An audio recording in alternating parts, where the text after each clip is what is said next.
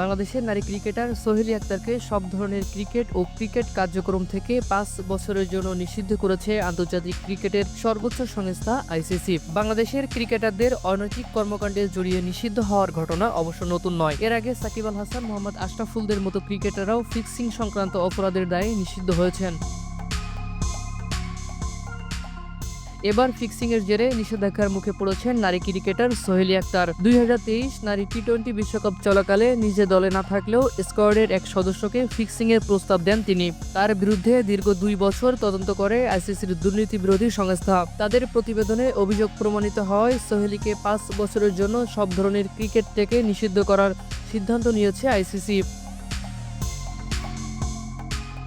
Fixing সংক্রান্ত ৫টি ধারা ভঙ্গের দায়ে এই শাস্তি পেয়েছেন তিনি। আইসিসির দুর্নীতি দমন ইউনিটের কাছে দায় স্বীকার করে নিয়েছে সোহেলী। ২০২২ সালের পর আর বাংলাদেশ দলে খেলার সুযোগ পাননি সোহেলী। আন্তর্জাতিক ক্যারিয়ারে সব মিলিয়ে ২টি টি-20 ও ১৩টি ওয়ানডে খেলেছেন তিনি।